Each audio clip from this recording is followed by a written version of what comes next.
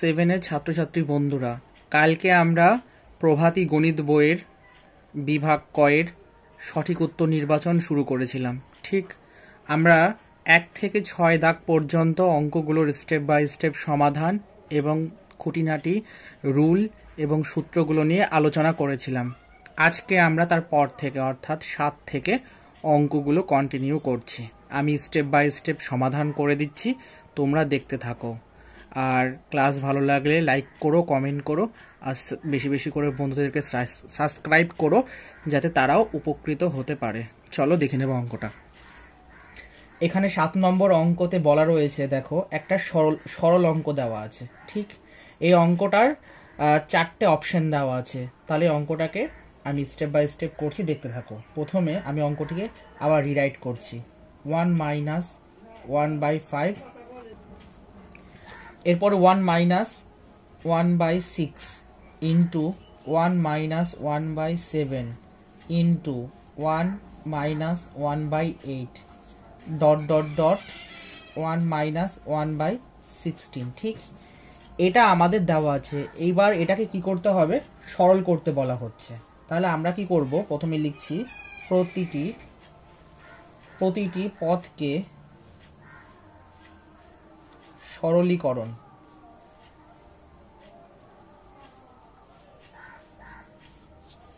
করে পাই। প্রতিটি পদকে সরলীকরণ করে পাই। তাহলে এটাকে যদি সরলীকরণ করি তাহলে কি হচ্ছে দেখো। প্রথমে 1 মাইনাস 1/5, এটা মানে কি বলবো, একটা 1 মাইনাস 1/5 এটাকে আমাদের কি করতে হবে? নর্মাল 5 একে 5 মাইনাস 1/5 করে যা হচ্ছে সেটা আমাদেরকে বসাতে হবে। মানে এটাকে বলা হচ্ছে যে আমরা করি না যে ভগ্নাংশের যোগ বিয়োগ, সেরকম। তাহলে 1 মাইনাস 1/5 যদি এটাকে করি তাহলে কি দাঁড়াচ্ছে? 4/5 ইন্টু, আর 1 মাইনাস 1/6 কে যদি করি তাহলে আমাদের কি দাঁড়াচ্ছে? 5/6 ইন্টু, আর 1 মাইনাস 1/7 কে যদি আমরা সরল করি তাহলে কি দাঁড়াচ্ছে? 6/7 ইন্টু, এরকম করে এটা চলতে থাকবে। একটা সময় পর গিয়ে এটা 1 মাইনাস 1/16, তাহলে এটা কি দাঁড়াচ্ছে? এটা দাঁড়াচ্ছে 15/16। এবার দেখো এই 5 কেটে যাচ্ছে, এই 6 কেটে যাচ্ছে, এই 7, দেখবে এরপর একটা পরের যে ভগ্নাংশটা আসবে সেটা হয়তো 7/একটা সামথিং থাকবে, এরকম করে 15 অবধি কেটে যাবে। তাহলে কি দাঁড়াচ্ছে এখানে? 4/16। তাহলে 4/16 যদি কাটা করি, 4 একে 4, 4 4 16, তাহলে কত হচ্ছে? 1/4। 1/4 হচ্ছে আমাদের সঠিক উত্তর। কোথায়? সি নম্বর। তাহলে আনসার কিরকম লিখবো? আনসার লিখবো সি, 1/4। এইভাবে আমরা অঙ্কগুলোকে স্টেপ বাই স্টেপ করব। এরপর আমরা 8 নম্বর অঙ্কটি দেখে নেব। 8 নম্বর অঙ্কটি খুব সোজা একটা অঙ্ক। প্রথমে যে সংখ্যাগুলো দেওয়া আছে সেই সংখ্যাগুলোকে আমি লিখে নিচ্ছি। 0.2, 0.1, এবার দেখো 0.2 ইন্টু 0.1। ঠিক এটাকে আমরা কি করব? এটাকে আমরা গুণ করব। গুণ করে যে ভ্যালুটা পাবো সেটাকে যদি বসিয়ে দিই তাহলে অঙ্কটার আনসার কি আসছে? 0.02। আর 3 নম্বর কি পাচ্ছি? 0.2/0.1। তাহলে এটাকে যদি সরল করি তাহলে কি দাঁড়াচ্ছে? 2।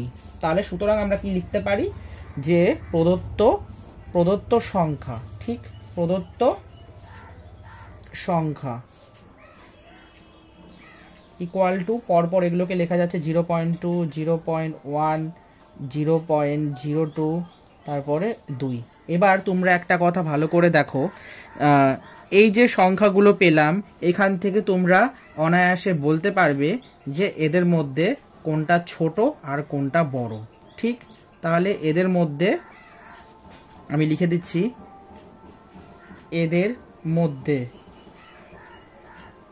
এদের মধ্যে ছোট সংখ্যা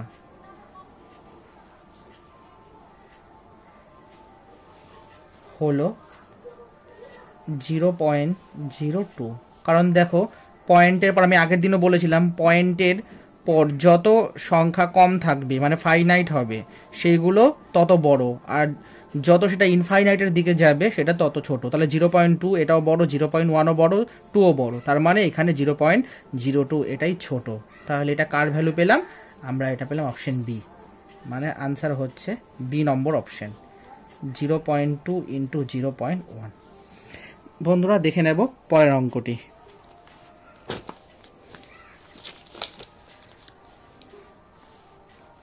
আমাদের এখানে 9 নম্বর অঙ্কটিতে যেটি বলা আছে সেটা হচ্ছে যে 5.08 লিটার সমান সমান কত ডেকালিটার।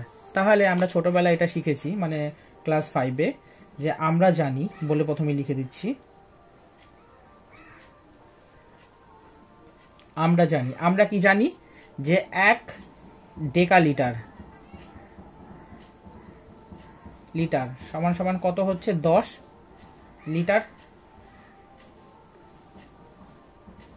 ঠিক, এবার আমাদের এখন কি বলে দেওয়া আছে, মানে যে সংখ্যাটা বার করতে হবে সেটা হচ্ছে 5.08 লিটার।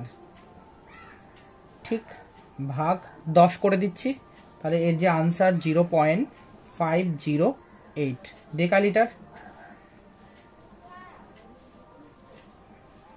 ডেকালিটার। ঠিক, তাহলে এখানে কি দাঁড়াচ্ছে, সুতরাং 5.08 লিটার সমান সমান 0.508 ডেকা লিটার। এটা ক্লাস 5-এর অঙ্ক ছিল। ঠিক বন্ধুরা, তাহলে এখানে সঠিক উত্তর কি দাঁড়াচ্ছে, সঠিক উত্তর দাঁড়াচ্ছে 0.508, তার মানে অপশন নম্বর সি, 0.508। একটা কথা আমি তোমাদের অঙ্কটার ক্ষেত্রে বলবো, দেখো এই অঙ্কটা অনেকটা ঐকিক নিয়মের মতো করা হয়েছে। যদি 1 ডেকালিটার সমান সমান 10 লিটার হয়, তাহলে 0.5 লিটার কি হচ্ছে, এটা ভাগ হয়ে যাচ্ছে, মানে এটা উল্টো হচ্ছে, তাহলে 1/10 হচ্ছে। তাহলে 5.08 লিটার সমান কত হচ্ছে, ভাগ করে দিয়ে যে আনসারটা সেটাই হচ্ছে আমাদের সঠিক উত্তর। দেখে নেব বন্ধুরা 10 নম্বর কোশ্চেনটির আনসার। দেখো, একটি সংখ্যার 15% ইকুয়াল টু 15 হলে মূল সংখ্যাটা কত ছিল। ঠিক, তাহলে মূল সংখ্যাটা কত ছিল সেটা আমরা জানি না, তার জন্য কি করছি, ধরে নিচ্ছি। ধরি নির্ণীয় সংখ্যা সমান সমান x ধরে নিলাম। ঠিক, শর্তানুযায়ী বা প্রদত্ত প্রশ্ন অনুযায়ী যেটা খুশি লিখতে পারো তোমরা, আমি শর্তানুযায়ী লিখলাম। সংখ্যাটির কি 15% ইকুয়াল টু 15 বলে দেওয়া আছে, বা দিয়ে কি লিখতে পারি, যেহেতু আমি সংখ্যাটা x ধরেছি তাহলে আমি কি লিখতে পারি 15/100 ইন্টু x। ঠিক, ইকুয়াল টু 15। বা যদি আমি এটাকে আরো সমাধান করি, তাহলে x ইকুয়াল টু 15 ইন্টু, এটা ভাগ আছে ওপাশে গিয়ে গুণ হবে, তার মানে কি দাঁড়াচ্ছে, এটা দাঁড়াচ্ছে 100/15। এই 15 কেটে গেলে, সুতরাং আমরা x এর ভ্যালু কত পেলাম, 100। তার মানে আমাদের সংখ্যাটা কত ছিল, সংখ্যাটা ছিল 100। তাহলে সঠিক উত্তর হচ্ছে অপশন সি, 100। দেখে নেব বন্ধুরা 11 নম্বর কোশ্চেনটি সমাধান। 11 নম্বরের কোশ্চেনটি দেখতে ছোট, বাট এটা একটা ভাইটাল অঙ্ক। কি বলে দেওয়া আছে এখানে, 2.7.6 মাইনাস 2.76 ইকুয়াল। তাহলে 11 নম্বর কোশ্চেনটি দেখো বন্ধুরা, 2.7.6 মাইনাস 2.76। ঠিক, এই অঙ্কটাকে আমি স্টেপ বাই স্টেপ করে দিচ্ছি, পরপর দেখতে থাকো। প্রথমে আমাদের কাজ হচ্ছে, আমরা ধরে নিচ্ছি, ছোট ছোট করতে হবে অঙ্কটা, জায়গা খুব কম। ধরি x ইকুয়াল টু 2.76। পৌনকণিকের পরিবর্তে আমরা বার চিহ্ন ইউজ করতে পারি। ঠিক, এবার আমি কি করছি, উভয় পক্ষে 100 দিয়ে গুণ করে দিচ্ছি। যদি 100 দিয়ে গুণ করি তাহলে এটা 267.76 বার হচ্ছে। ঠিক, এবার আমি কি করছি, 100x মাইনাস x যদি করে দিই আমরা, তাহলে কি দাঁড়াচ্ছে, 267.76 বার মাইনাস 2.76। এবার যদি এটাকে আমরা বিয়োগ করি, তাহলে আমরা কি পাচ্ছি, বিয়োগ করলে আমাদের দাঁড়াচ্ছে বন্ধুরা 274। তাহলে x ইকুয়াল টু, মানে 99x ইকুয়াল টু 274। এইটুকুনি ক্লিয়ার। এরপরে আমরা কি করছি, x ইকুয়াল টু 274/99 করলাম, মানে আপাতত আমরা x এর একটা ভ্যালু এরকম বার করে রাখলাম। এবার আমাদের পরের সংখ্যাটা কি দেওয়া ছিল, পরের সংখ্যাটা আমি এখানে করছি। আমাদের দেওয়া ছিল এখন বলে লিখলাম, এখন 2.76 ইকুয়াল টু, এটাকে দশমিক থেকে ভগ্নাংশে পরিণত করছি 276/100। এবার আমাদের প্রদত্ত সংখ্যা কি দেওয়া ছিল, প্রদত্ত সংখ্যা মানে যেটা দেওয়া আছে গিভেন, প্রদত্ত সংখ্যা কি দেওয়া আছে 2.76 বার মাইনাস 2.76। এগুলোর ভ্যালু আমরা জানি, যেহেতু আমরা প্রত্যেকটা বার করে নিয়েছি, তাহলে এখানে কি হচ্ছে 276/99 মাইনাস এটার ভ্যালু কত হচ্ছে 6।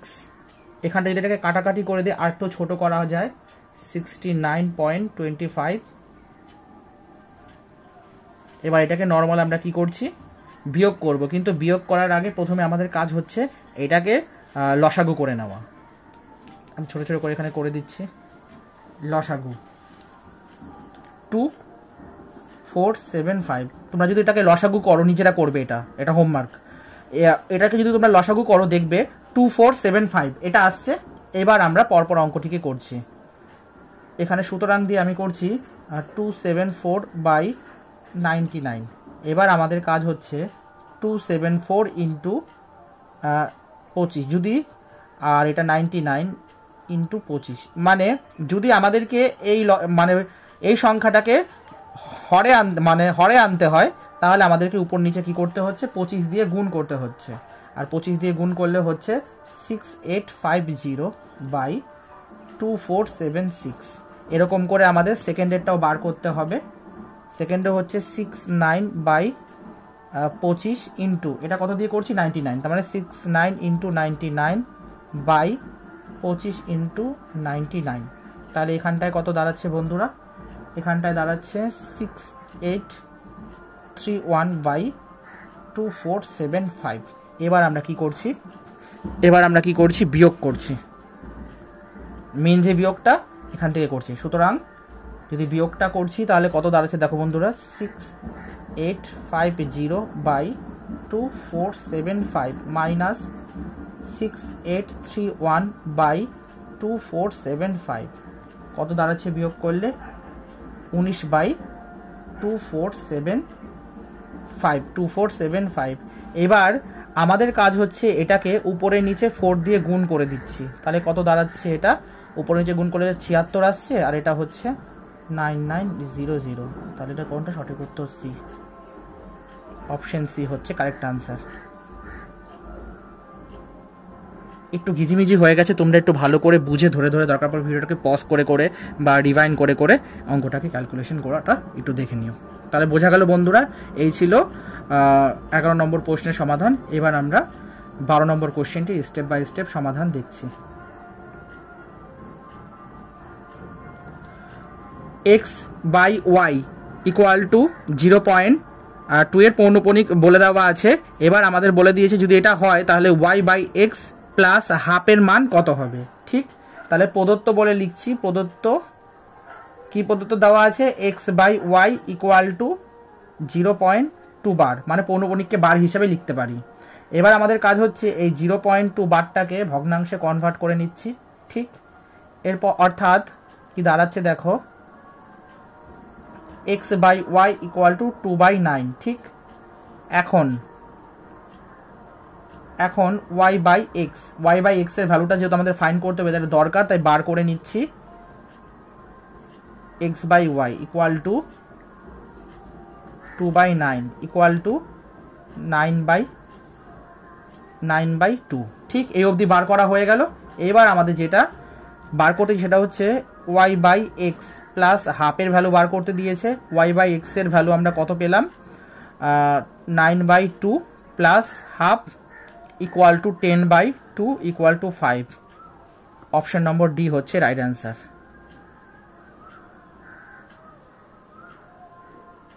5। ঠিক আছে বন্ধুরা, দেখে নেব নেক্সট অঙ্ক। 13 নম্বর অঙ্কটিতে বন্ধুরা কি বলেছে দেখো, দুটি পরস্পর মৌলিক সংখ্যার গসাগু কত। আমরা জানি ক্লাস 5 থেকে শিখে এসেছি যে দুটি পরস্পর মৌলিক সংখ্যার গসাগু হচ্ছে 1। সবসময় কত হবে 1। এই অঙ্কটার ক্ষেত্রে আমাদের কি মানে সলভ করার কোনো ব্যাপার নেই, কারণ এটা একটা থিওরি টাইপের। আমরা এটা জানি যে দুটি পরস্পর মৌলিক সংখ্যার গসাগু হচ্ছে 1। দেখে নেব বন্ধুরা 14 নম্বর কোশ্চেনটি বলছে দুটি ক্রমিক স্বাভাবিক সংখ্যার লসাগু কত। দুটি ক্রমিক স্বাভাবিক সংখ্যার লসাগু সবসময় কত হয়? দুটি সংখ্যার গুণফল হয়। কিভাবে হয়? স্টেপ বাই স্টেপ দেখতে থাকো। দুটি, আমি এটা আবার রাইট করছি, ক্রমিক স্বাভাবিক সংখ্যার লসাগু ইকুয়াল টু কি হচ্ছে? সংখ্যা দুটির গুণফল। প্রথমত আমরা এখান থেকে সঠিক উত্তরটা পেয়ে গেলাম, সংখ্যা দুটির গুণফল। এবার এটা কি করে হয় সেটা আমি তোমাদেরকে দেখছি। একটা উদাহরণ নিলাম, উদাহরণ নিচ্ছি যে 4,5, ঠিক? তাহলে এটার এলসিএম মানে লসাগু কত হচ্ছে? 4 গুণিত 5 ইকুয়াল টু 20 হচ্ছে। আর একটা যদি এক্সাম্পল নেই সেটা হচ্ছে 6,7, তাহলে এর এলসিএম কি হচ্ছে? 6 গুণিত 7 মানে 6 7টা 42। তার মানে কি এগুলো পরপর ধারাবাহিক মানে ক্রমিক। 4-এর পরে 5, 6-এর পরে 7, মানে পরপর ঘটনাটাকেই তো ক্রমিক বলা হচ্ছে। তাই এখানে বলা হচ্ছে যে কি হচ্ছে দেখো, 4-এর পর 5, 6-এর পর 7 কি পরপর হচ্ছে, কিন্তু আলটিমেটলি কি হচ্ছে জিনিসটা? সংখ্যা দুটোর গুণফলই তো হচ্ছে, ভাগফল তো হচ্ছে না। সেই জন্য এখানে সংখ্যা দুটির গুণফল হচ্ছে সঠিক। এবার বন্ধুরা দেখে নেব আজকে লাস্ট কোশ্চেনটির স্টেপ বাই স্টেপ সমাধান। আমাদের বলেছে 40 ও 72-এর লসাগুর মধ্যে তাদের গসাগু কতবার আছে। তাহলে আমি স্টেপ বাই স্টেপ করছি, দেখতে থাকো।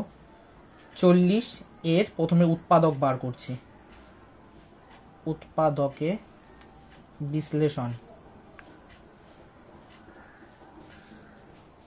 বিশ্লেষণ কত পাচ্ছি বন্ধুরা? 40কে যদি ভাঙিয়ে লিখি তাহলে কত হচ্ছে? 2-এর মাথায় কিউব ইন্টু 5। ঠিক একইভাবে 72 এর উৎপাদকে বিশ্লেষণ সমান সমান বন্ধুরা কত পাচ্ছি? 72, 2-এর মাথায় 3 মানে cube, 2 to the power cube into 3 square. ঠিক এই হলো আমাদের উৎপাদকে ভাঙালাম। এরপরে আমাদের কাজ হচ্ছে এদের গসাগু নির্ণয় করা। সুতরাং গসাগু ইকুয়াল টু, গসাগু কত দেখো, এটাও কমন এটাও কমন, তার মানে 2 to the power 3 equal to 8 হলো। আর এদের লসাগুটাও বার করে নেব আমরা সঙ্গে। লসাগু equal to 2 to the power cube into 3 square into 5 equal to কত হচ্ছে? 360। ঠিক এবার বলেছে যে লসাগুর মধ্যে গসাগু কতবার আছে। ঠিক তাই লিখতে পারি, সুতরাং লসাগুর মধ্যে গসাগু আছে কতবার আছে সেটা জানতে গেলে প্রথমে আমাদের একটা সূত্র আছে, সেটা হচ্ছে লসাগু বাই গসাগু মানে 360/8। এটাকে যদি কাটাকাটি করো তাহলে 45 বার হচ্ছে। সঠিক উত্তর কি দাঁড়াচ্ছে? ডি, অপশন নম্বর ডি হচ্ছে 45 বার। এই ছিল বন্ধুরা তোমাদের জন্য আজকের ক্লাস 7-এর কিছু প্রভাতী গণিত বইয়ের অঙ্ক, রিভিশন লেসনের বিভাগ কয়ের। পরবর্তী ক্লাসে যে অঙ্কগুলো বাকি রইল সেগুলো নিয়ে আমরা আলোচনা করব। এই অঙ্কগুলো তোমরা ভালো করে দেখো, যদি তোমাদের কোনো জায়গায় বুঝতে অসুবিধা হয় তোমরা আমাকে কমেন্টে জানিও, দরকার পড়ে আমি তোমাদেরকে আরেকবার ডাউট ক্লিয়ার করে দেব।